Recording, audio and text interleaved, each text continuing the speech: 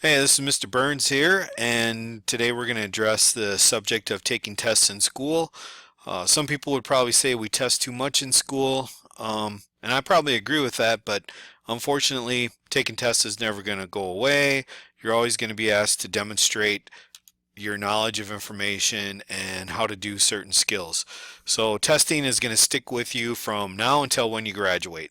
So it's best to learn how to take tests, and that's something that we don't always do a very good job of as teachers is teach kids to be good test takers.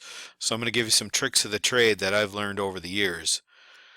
Let's start with this. I'm a firm believer in being over prepared for a test. Okay? So what does that mean? Well, if you have a science test and science is hard, that's the class you study for first. You want to be over prepared for every test. That means not waiting until the night before the test, but getting started right away to get ready for that test as soon as you know that you're going to have to take it. If you're over prepared for a test, it's going to be easier for you. You're going to be far more relaxed on the day of that test taking date. All right, there's some things that you can do to help yourself out. In the middle there, I have ask for a study guide. Some teachers give study guides automatically with the units that they take. Uh, if they don't, you can ask, what's the worst thing that the teacher will say is, no, I'm not going to give you this study guide. You can also pump the teacher for information. The second one, I think that's very important, is to ask what's going to be on the test. The teacher is under an obligation to tell you the things that they're going to put on their test. The next two things that go together, what you want to do is you want to study a little bit each day for your test. We call that multiple reviews. So if you find out you have a test on Friday, you want to start studying a little bit on Monday, a little bit on Tuesday, a little bit on Wednesday, a little bit on Thursday. You're going to be prepared for that test on Friday. If you cramming is waiting until Thursday night and then taking that test um, after studying for one big long study session. The thing that you find with cramming is kids often blank out. The other thing that comes with cramming is if you ask them that information a couple days later, it's gone. They haven't learned that information. So cramming is the worst way to study for a test besides not studying for a test. All right, testing then. There's four purposes though of a test. They show your mastery of the material. They determine your rank in a class. They assess how the class is doing.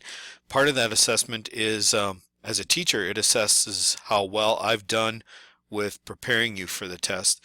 And lastly, what you guys are finding out as you move into 7th, 8th, 9th, and 10th grade, tests become high stakes. Some of the tests that you take in Minnesota are required in order for you to graduate. So again, this is review. The best way to get ready for a test is to use short, frequent study sessions. So as soon as you find out that you're going to have a test, you want to begin preparing for that test. Um, Always start in a different place. So on Monday night, if I start at the beginning of the chapter and work my way to the end, Tuesday night, I probably want to start in the middle of the chapter and work my way around back to the middle. Then on Wednesday night, start at the end of the chapter and then work back away around all the way through until you get to the end. So these short frequent study sessions starting at different points. All right, we've put in a lot of work studying. Let's make sure you get a good night's sleep before the test. Put the phone away, put the iPad away, get to bed on time. This means like before 10 o'clock. Don't sit up until 1 or 2 in the morning fiddling around on social media. When you get up the next day, eat a good breakfast. If you don't have breakfast at home, eat it at school. Be sure to drink lots of water and then have this positive attitude. You've studied, you've worked hard, you're prepared. The more prepared you are, the more relaxed you're going to be. Just some final thoughts on that. It's important to record any test dates so you can begin preparing to study for the test as soon as you find out. If you put the information in your own words, the third one that I have on this slide, that means you truly do understand the information. If you can translate it from text talk or teacher talk into your language, you know what's going on. Make sure you start reviewing right away. Keep a good notebook. You can write practice test questions in the margin, like on the left-hand side of the page, and then cover up the material on the right-hand side of the page. If you can answer that question without looking at the material, you know what's going on. This is a great way to study, keeping a good notebook. Revise your notebook. So if you make mistakes, go ahead and put new information in there. And then finally, the one giant study session is the worst way to study for a test, except not studying at all.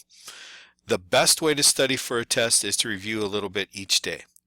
All right, so in 5 minutes, there's quick ways to get yourself ready for a test.